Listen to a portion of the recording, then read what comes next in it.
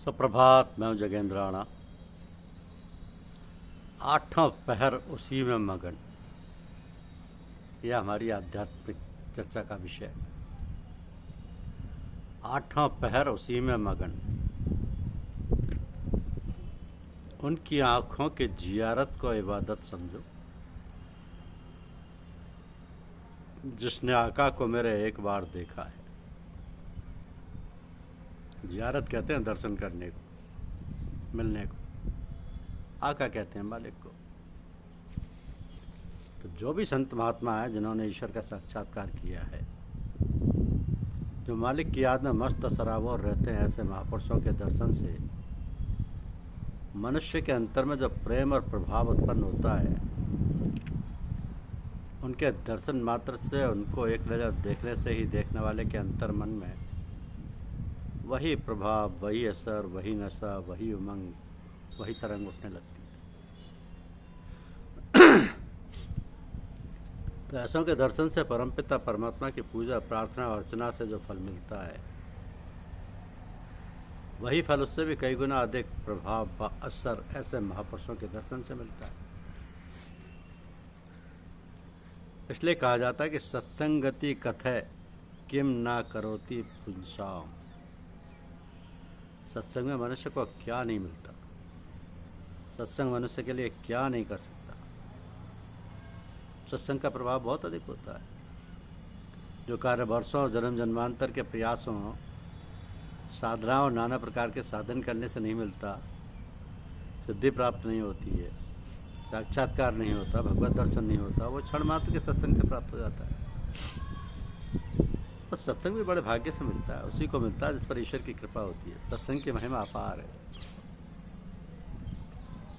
अब सत्संग वो भी कैसा, जैसे चैतन्य महाप्रभु का था, महात्मा कबीरदास का था, संत तुलसीदास का था, गुरु नानक देव का था, स्वामी महाराज, हुजूर महाराज का था, लालाजी महाराज, चचा जी महाराज का था।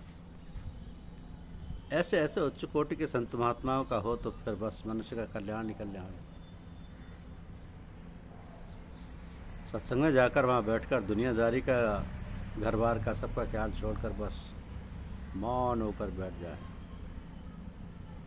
जाते ही वहाँ का प्रभाव और वहाँ का वातावरण ऐसा होगा कि आप अपनी सब सुध बुध भूलकर आत्मरस का, अमृत का रसपान करके तृप्त हो जाएंगे कि बस आप अपने को धन्य मानेंगे। आपके अंतर में ऐसी धारा प्रभावित होने लगेगी जिसमें आप अपने को भूलकर भाव, प्रेम और आनंद का रसास्वादन करने लगेंगे। ये सब कुछ तो कहना मात्र है, यह दशा तो अनुभव गम्य होती है, उसका वर्णन नहीं किया जा सकता, वाणी मूक हो जाती है। बस सोई जान नहीं जेहुदे जनाई,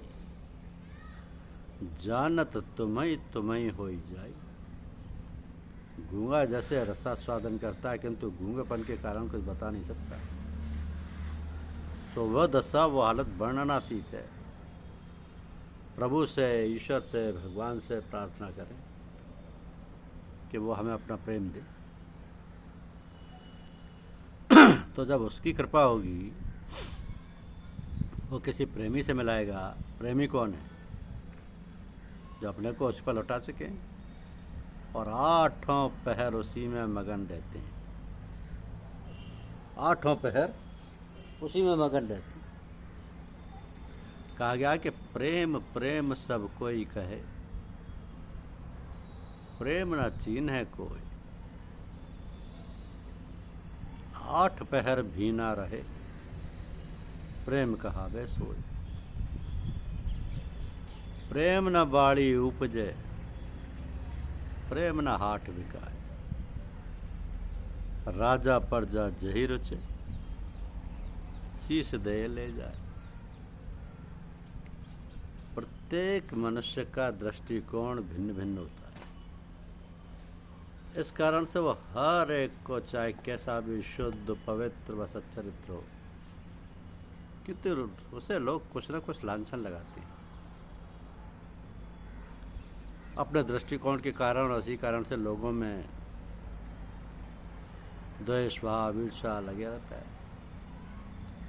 इससे समाज में परस्पर कलह और फूट का बीजारोपण होता रहता है।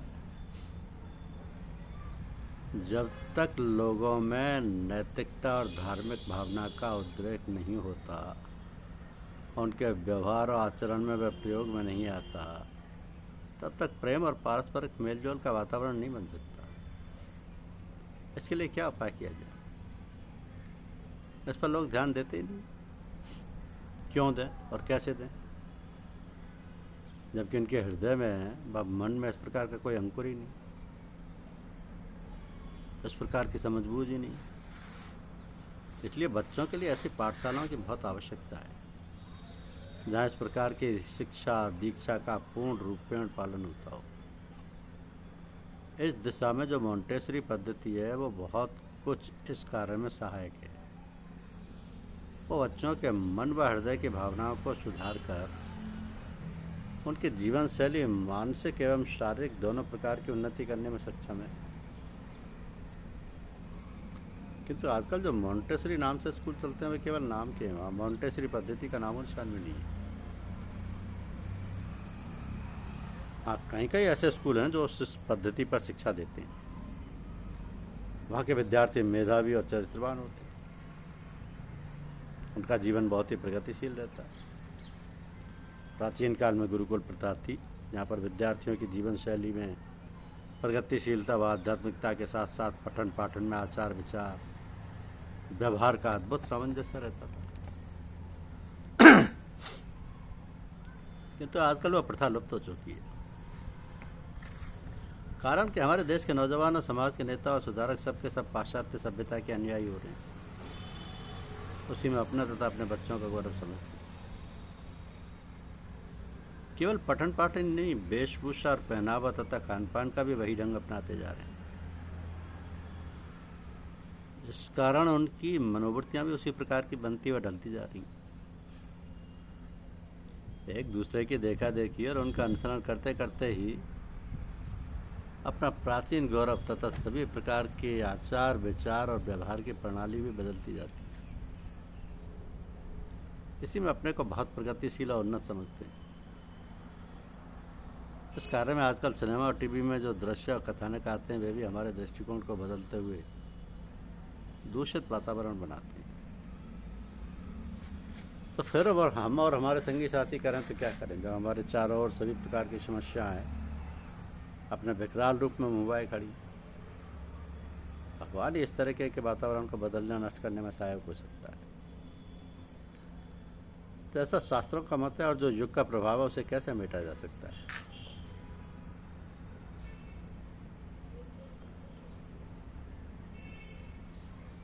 कहते हैं अब जो युग चल रहा है वो कलयुग है, और उस कलयुग के साथ सतयुग का बीज वपन हो रहा है। जैसे खेत जोतते हैं, बीज बोते हैं, फिर पाटा लगा देते हैं, बीज दब जाता है और समय पाकर उगता है।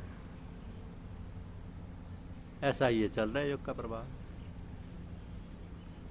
इस घोर कलयुग के बाद सतयुग का आगमन हुआ, ऐसी शास्त्रों की मर्यादा बताती। तो भगवान की इच्छा के बिना पत्ता भी नहीं डुलता, तो फिर बड़े बड़े कार्यकलाप, भीषण युद्ध और प्राकृतिक घटनाएं भी तो सब प्राकृतिक देन है। जो भी है सब उसी भगवान की दया कृपा की देन। जिसे हम दुख द्वेष और दुर्घटना कहते हैं वो सब हमारे कर्मों का प्रतिफल है, और उसी के परिणाम स्वरूप ये सब होता है। ये सभी भगवान की देन और दया है। काय की चलती चक्की देखकर दिया कबीरा रो, दो पाटन के बीच में साबुत बचा न कोई, और चक्का चलता कीलवल, कील रूप भगवान, कील सहारे बच रहे बाकी भय पिसान। तो भगवान का आसरा और भरोसा पकड़ो, इसी में भलाई है, इसी में भलाई, और भगवान सबका भला कर। धन्यवाद।